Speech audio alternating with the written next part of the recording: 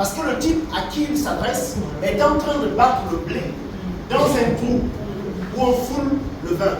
Alors que le blé a une question, je vais poser une question avant de continuer.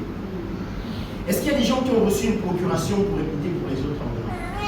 C'est quand quelqu'un vous a dit, bon, moi je ne serai pas, je me signe une procuration, tu écoutes à ma place et tu me fais le rapport après. C'est que le problème, pourquoi je pose la question? Parce que la plupart du temps, quand il me donne l'occasion d'intervenir sur la question de le mari dit, si Adélie avait été là, elle m'aiderait.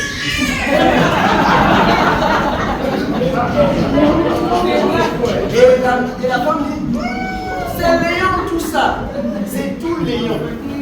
S'il vous plaît, si vous avez des procurations, déchirez-les. Amen. Que le mariage soit honoré. Or, très souvent, on va constater que, à cause des rapports que nous avons avec nos familles, nous aurons au minimum 6 personnes dans chaque niveau. Le fils, le mari arrive avec son père et sa mère, et les met dans le lit conjugal. Vous allez me demander pourquoi on va y aller comme ça. Donc, quand mon père entrait à la maison, tout le monde rentrait dans la chambre. Donc, moi-même aussi, quand je rentre, tout le monde rentre. Ça a toujours été comme ça. Donc, nous avons développé une sacralisation de nos familles et nous ne sommes pas critiqués, même lorsque le modèle a des corruptions quelque part. Dire, qu'est-ce qui nous convient, nous. Parce que ce n'est pas le projet des autres qui se réalise dans notre monde. C'est votre projet érigé par Dieu qui se réalise dans votre monde. Beaucoup de frères, beaucoup de sœurs sont restés sur Antalya, en Turquie, à la rue des mariages. Moi, je ne me marie pas. Je n'ai pas envie de faire un mariage quelconque. Revenu mensuel, même pas 50 000. L'environnement ne doit pas vous farcir. Et c'est à ce moment-là que ma mère m'a laissé avec mon père et est parti. Je n'ai retrouvé que pied. Quand j'étais moi-même capable d'aller la chercher. Je croyais que le problème était superficiel. C'est normal, j'avais trouvé ma mère, j'avais à peu près quoi, 15 ans. C'est que tu achètes l'amour. Or, tu ne peux pas aimer les gens si tu achètes l'amour. Parce que tu leur vends ce qu'ils voudraient voir.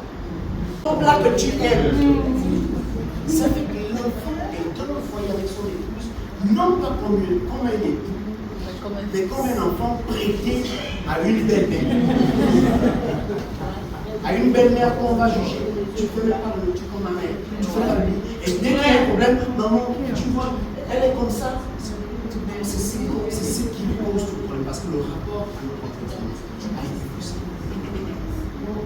Le quatrième rapport, qui peut être défectueux, c'est notre rapport au mariage, notre rapport à la première défection du rapport au mariage, c'est la question du choix.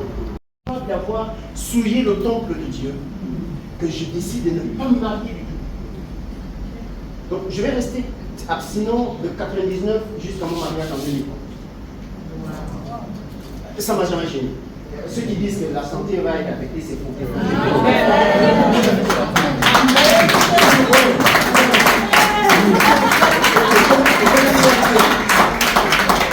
Donc je me travaille avec Dieu, je dis voilà, et je tombe dans ça.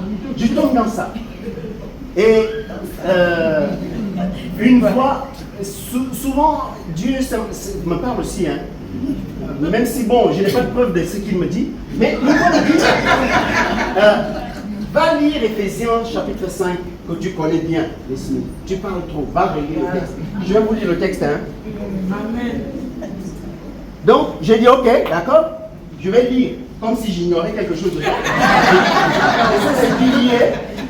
C'est les redits, je connais le texte. Qu'est-ce qu'il y a? Dis-moi directement ce que tu veux que tu veux que j'apprenne là-dedans, Seigneur. Je suis fatigué. Tous les amis, parce qu'en fait, on avait fait nos fiancés à distance. Elle était missionnaire au Bénin, et moi j'étais équipier missionnaire ici. Donc à l'époque, Internet était difficile. Donc on se donnait rendez-vous au cyber tous les samedis. Et tous les samedis, je devais toujours repartir les mots avec les motets. Je n'en peux plus, franchement.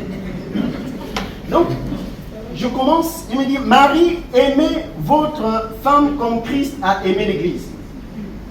Je dis, bah oui, je connais ça. Et le texte continue. Parce que Paul explique comment Christ a aimé l'Église. Il s'est donné lui-même pour elle. Il est mort. Donc, est-ce que tu es mort pour ta femme? La perception du mariage que j'ai, c'est que les choses doivent être comme je veux.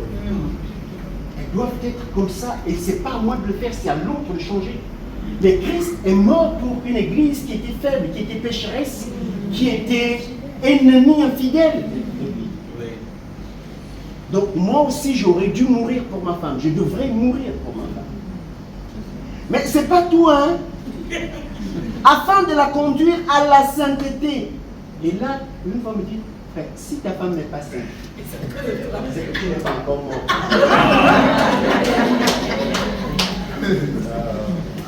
Si elle n'est pas sainte, c'est que tu n'es pas mort. Elle sera sainte.